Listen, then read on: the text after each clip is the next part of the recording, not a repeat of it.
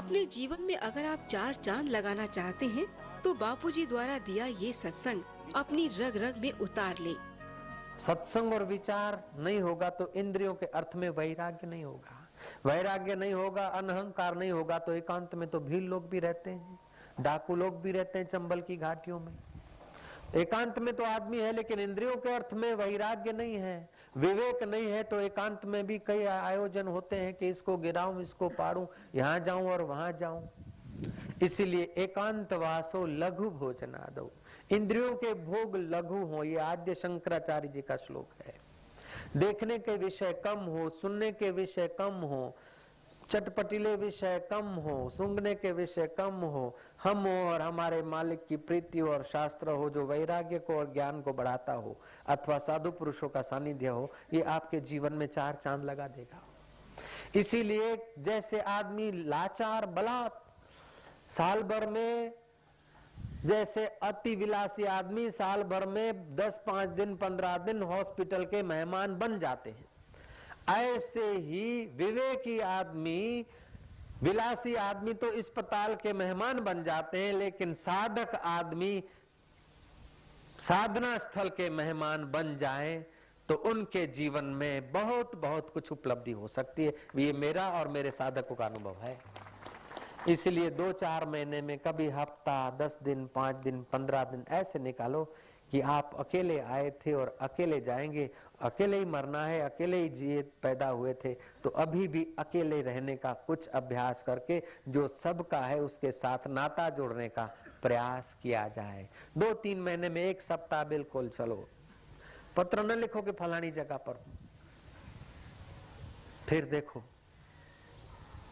मित्रों से तो मिलते हो, देसी मित्रों से, परदेसी मित्रों से मिलते हो, लेकिन जिसकी सत्ता से, जिस परम मित्र की सत्ता से मित्रों से मिलते हो, उस मित्र से मिलने के लिए भी भैया कभी कभी 1-8 सप्ताह निकालो तो आपका कल्याण होगा। जीवन का सूरज ढल जाए उसके पहले जीवनदाता की मुलाकात हो जाए। अच्छा, अब देखें कि इंद्रियों का भोग न भोगे तो क्या होगा और भोगने से क्या होता है। भोगने से तो नाश होता है, न भोगने से परम पद मिलता है। लेकिन आप परम पद भी छोड़ दीजिए, नाश की फिक्र भी छोड़ दीजिए, आप सुख तो चाहते हैं। श्री राम, चलो बीच के रास्ते पर आ जाते, समाधान के रास्ते पर। भोगियों को भी छोड़ो और योगियों को भी छोड़ो, आप अपने जीवन पे आ जाओ। आप चाहते क्या है? आप सुख चाहते, रुपया चाहते, रुपया आपको दे दिया जाए और कोई चीज न मिले तो क्या करेंगे? सोना, रुपया, हीरे मोती दे दिया जाए बक्से भर के तो क्या करोगे? थक जाओगे, उब जाओगे। रुपए और सोने देकर भी आप अनुकूल वस्तुओं का उपभोग करके सुख चाहते हैं, ठीक है, इसमें कोई संदेह तो नहीं। आप सुख चाहते हैं तो सुख कहां कितना है उतना तो समझो, और सुख चाहते हैं तो आपकी ये मांग है कि मेहनत कम हो और सुख ज्यादा हो, भाव ओछो હોય ને વસ્તુ સારી મળે, એ ગ્રાહકના મગજમાં હોય છે કે નથી હોતું? समय कम लगे और काम बढ़िया हो, खर्च कम हो और परिणाम बढ़िया हो, ये आपकी मांग है। तो ये भी आपकी नैसर्गिक मांग है, किसी ने सिखाया नहीं, बताया नहीं, ये नैसर्गिक मांग है। सबकी मांग होती है कि कम घसारा दें और ज्यादा लाभ लें, कम पैसे दें और ज्यादा माल मिले, कम शक्ति खर्च हो और ज्यादा मुनाफा हो, ड्यूटी पे जाना हो कम समय लगे और पगार बढ़िया मिले। ये होता ही, ये आपकी नैसर्गिक मांग है। मजदूर की भी, मजदूरी कम करे लेकिन सेठ अच्छा है। सेठ कौन सा अच्छा? कि कम मजदूरी लेता है और पैसा ज्यादा देता है, वो सेठ अच्छा है। गुरु कौन सा बढ़िया? कि कम मेहनत साधना करवाता है और आनंद ज्यादा आता है, वो गुरु बड़ा बढ़िया। ये तो करशो क्यों जोशो? तो ये आपकी नैसर्गिक मांग है। स्कूल में कम समय जाएं और ज्ञान ज्यादा मिल जाए, ऐसी कॉलेज में जाएं, ऐसी स्कूल में जाएं जिसका स्टैंडर्ड हो, और मास्टर प्रोफेसर ऐसे हो कि कम मेहनत पड़े, अपने को मेहनत ना पड़े और परसेंटेज अच्छे आए। ये आपकी नैसर्गिक मांग है कि कम परिश्रम में लाभ ज्यादा हो, अर्थात कम मेहनत में सुख ज्यादा हो। ये ठीक है? शंका हो तो पूछ सकते हैं, कृपा करो पूछो। कम परिश्रम में कम खर्च में ज्यादा लाभ ये आपकी मांग है, ठीक है। तो आप ज्यादा सुख चाहते हैं, तो अब देखो सुख ज्यादा कहां रहता है। एक होता है क्रिया का सुख, दूसरा होता है भाव का सुख, तीसरा होता है सविकल्प समाधि का सुख, चौथा होता है निर्विकल्प समाधि का सुख, और पांचवा होता है परम तत्व का सुख। जय जय। क्रिया के सुख में 3 भेद होते हैं। जो क्रिया करके सुख लिया जाता है, तामसी प्रधान, तमस प्रधान क्रिया, रजस प्रधान क्रिया। क्रिया में रजोगुण होगा तभी क्रिया होगी, इसलिए तमस प्रधान क्रिया, रजस प्रधान क्रिया, सत्व प्रधान क्रिया। तो इन क्रिया के सुख से क्रिया तो करता है, परिश्रम ज्यादा है और सुख क्षणिक है, और ये आपको मंजूर नहीं है। तो क्रिया में परिश्रम ज्यादा है और सुख क्षणिक है, ये आप सबका अनुभव है। इसलिए कृपानाथ इस श्लोक को आप हृदय गम्य करिए, इंद्रियार्थेषु वैराग्यम। जो लड़का 2000 देकर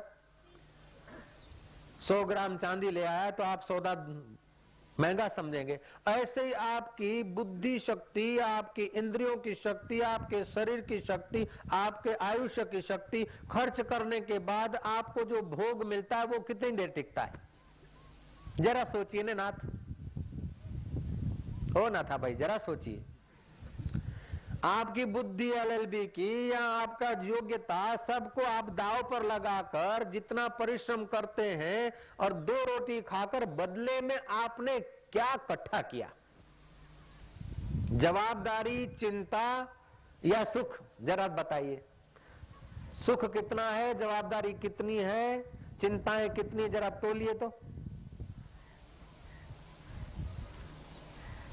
कृपानाथ कम से कम आप इतना बोलिए कि नफा नुकसान, जैसे दिवाली होती है ना, तो जिस वैरायटी में नफा होता है वो वैरायटी बढ़ाई जाती है और जिस वैरायटी में नुकसान होता है वो स्टॉप कर दी जाती है। तो आप जीवन की भी तो अपनी दिवाली मनाइए।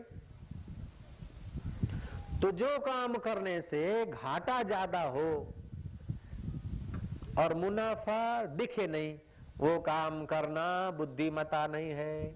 तो आपकी उम्र हो गई 60 साल, 50 साल, 50 साल का समय देकर जो चीजें प्राप्त की आपने वो सब की सब देकर 40 कलाक आप आयुष्य बढ़ाते खाओ, नहीं तो घाटे का सौदा हुआ कि नहीं हुआ?